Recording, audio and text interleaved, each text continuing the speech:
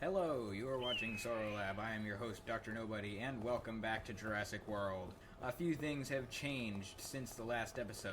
Coming around the back of the building here, you will see we have dun dun dun dun, a what do you call this? Hatchery, as you can see.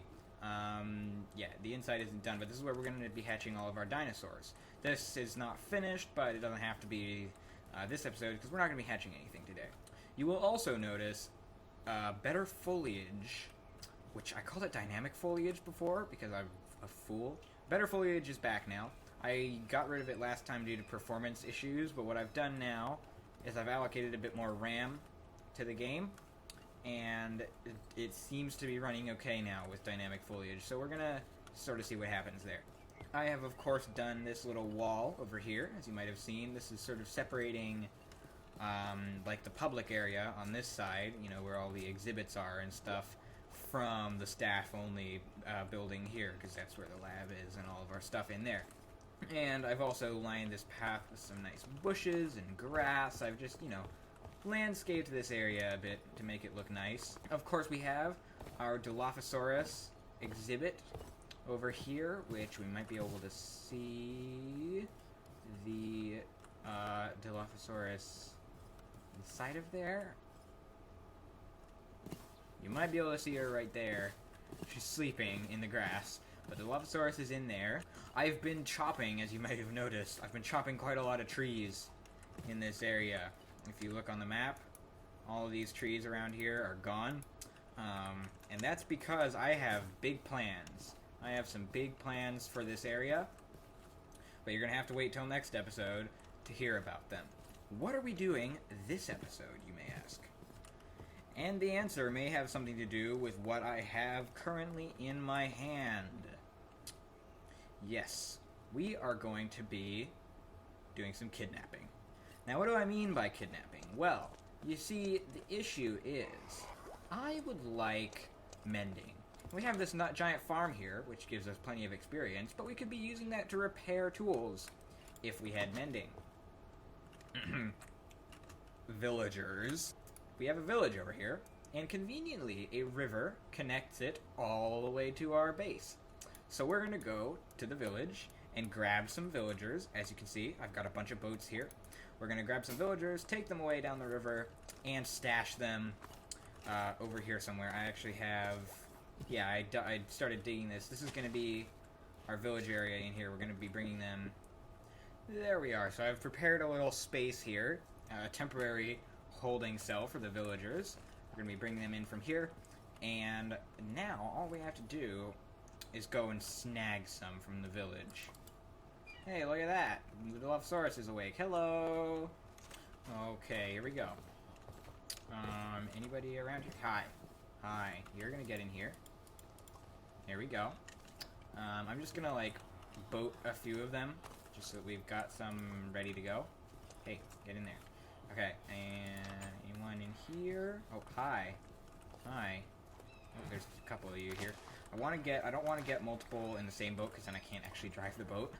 But we're gonna get a few. Oh, what is this guy? I trapped, like, a special guy here. I don't understand what was so great about this guy that I trapped him in here. Alright, well, whatever. Let me... get... Well, you guys are kind of in an awkward place. There's some archaeologists and stuff in here. Hi, you want to get in the boat? Thank you. And you in a separate boat, if you please. Right, you. Get in the boat. Nope. Come here. Boat. There we go. There's another trapped guy here. Hi, cartographer. Okay, I don't know, I trapped some random guys. I don't know, like, if there's anything, like, particularly about these villagers, like, especially that's, like, very good. Okay, there we go, we got him in the boat. But I trapped them, apparently. So we've got some guys in boats. Let's just start by grabbing you. Come here. And we are going to drive you over here. Get rid of this. We're gonna get... Nope, that's the wrong way. We want to go here. here we go. And this is totally in my way. This is fine. We can fix this. This is okay. There we go. So we're going to take this guy. Okay, this is kind of a problem here. Okay, there we go. We should be able to get through this bit now. Oop, maybe not quite. There we go. Okay, and we are off with the first guy. Passing under the bridge here, and right around the corner. Here we go. So we're going to just mine ourselves a little way in here. There we go. Row you right into the corner. And there we go. We're going to plug this up for the moment. And in fact, let's just patch this up so he doesn't have any trouble. And we'll be back with the next one. Alright, this is going to be our next guy here. Come with me. Nice and easy. We're now taking a second villager. And here we go. Right around here should be our place. Bang, bang. And let's get you in here. Come on. There we go. And once again, I will be back with more. Okay, here we go. We are now bringing another guy. I think this is either a butcher or a leather worker, but we're going to bring him back home. And here we go. And there we go. A little bit later, I've got 4 villagers in this little room. Now, this guy is in the floor somehow. I don't know how that happened. I'll get him out later. But now, the plan is, this should be enough to start our little farm. We're going to be building a villager breeder, the same one, roughly, that I did recently in my Alien series. Okay, after a lot of work here, as you can see, we've got something sort of set up. Obviously, the room isn't done yet. It's all kind of a mess in here at the moment. I've started working on the floor, though. But up here, we have a breeding area all set up. As you can see, we've got a bunch of villagers in here. I've done some manual breeding. Now we finally have one of these guys, the Fletcher here, one of the brown-coated ones, and he will be harvesting the carrots and giving them to people. So this is now officially a self-sufficient breeding mechanism in here. As you can see, they're breeding as we speak. Now, the zombifying is a little bit weird. As you can see, I've got a guy down here and a zombie who I captured. As you can see, we have the zombificator right here. So, of course, you know, you just get him to kill the villager, and then you splash the villager with weakness, give him a golden apple. The thing is, they seem to change trades when you do this. And I've tested it. I guess this is a 114 difference. Like, I thought you could do this in 112. I thought in 112 you could do the curing to get discounts thing.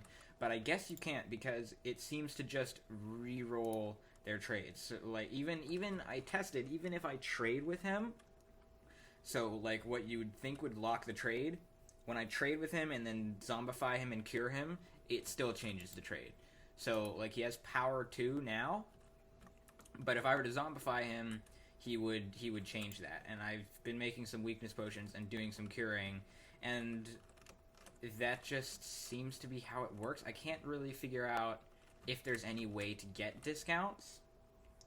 But what I have been hoping to do is just kind of keep on zombifying and curing this guy until I get something good, ideally a mending trade.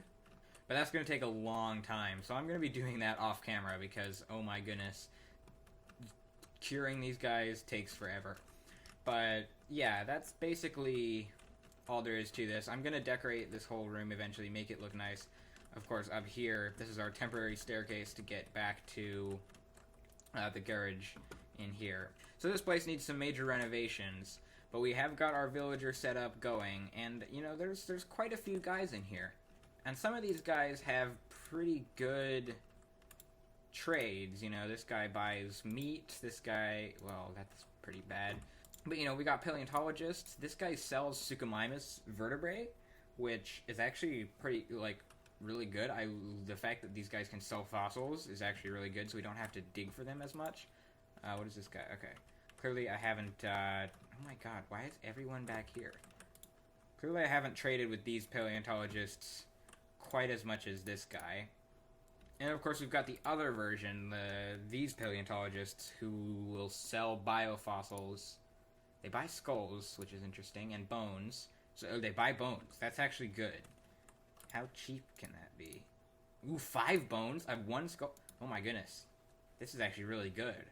In fact, I might just go ahead and snag this guy here, because, my goodness, 5 bones for an emerald? That's pretty good. Alright, we have to get out. Ugh. This is always a pain trying to get in. No. Trying to get in and out of here with these guys. Alright, come on. Let's go. I'm going to bring him down. Ultimately, the area down here is going to be where I put all the villagers that we want to definitely keep.